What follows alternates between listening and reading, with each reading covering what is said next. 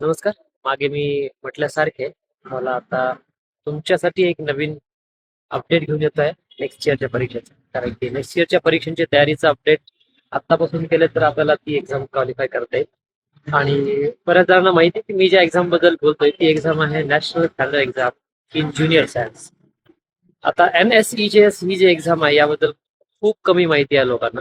आपल्या आदरणीय doctor Rameshwar Naik sir यांच्या थ्रू मला 3 वर्षापूर्वी कळालं. मला ही एमटेक गेट नेट सगळं काही काय झालं असेल पण तरी मला ही पण एक्झाम माहिती नाही. मला सरांतून या एक्झाम बद्दल कळलंय आणि या एक्झामचा किती फायदा येतो ते मला सांगतो. सर्वप्रथम या एक्झाम म्हणजे काय, Indian association of physics teacher he exam घेते आणि खरी ऑलिम्पियाड एक्झाम ही आहे. याचा अर्थ काय, भारतातील काही सिलेक्टेड स्टॉप विद्यार्थी सिलेक्ट करून त्यांना दुसऱ्या देशांमध्ये जिथे की 50-60 कंट्रीज एकत्र येऊन ऑलिम्पियाड म्हणजे तिथे जाऊन एकमेकांसोबत टेस्ट एकमेकांच्या सोबत पार्टिसिपेट करतात, क्विज करतात, तिथे कॉम्पिट करतात आणि जिथं वर्ल्डचे टॉप विद्यार्थी येऊन तिथं सिलेक्शन केलं जातं.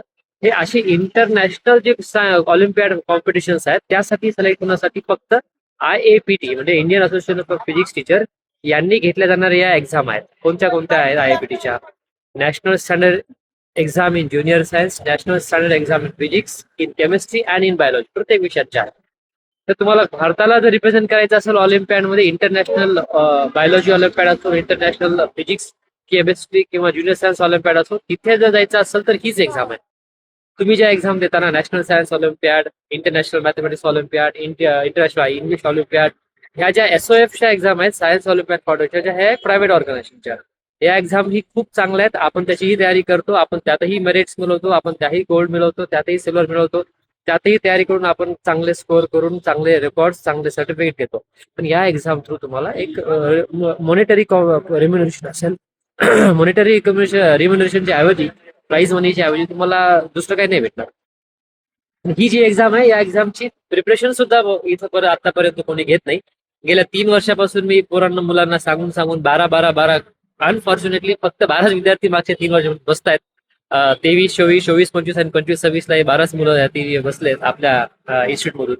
पण मला हे यावर्षी चेंज करायचं आहे. तुम्हाला खरंच जर जाणून घ्यायचंय की ही एक्झाम किती तुमच्या जेईच्या किंवा नीटच्या करिअरसाठी मदत होईल, तर याचे मी काही PDF शेअर करेल ग्रुपमध्ये.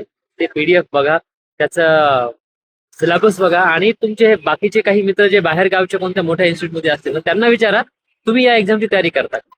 आणि तुम्ही जर जेव्हा त्यांचं ऐकाल की कोणत्या एक्झामची तयारी करतात, ते ह्या SOFच्या NSOIM ची तयारी करतात का या एक्झामची तयारी करतात, हे विचारा आणि मला सांगा. या एक्झामचं एक पहिलं शॉर्ट इंट्रोडक्शन आहे, डिटेल मी लवकरच टाकेल.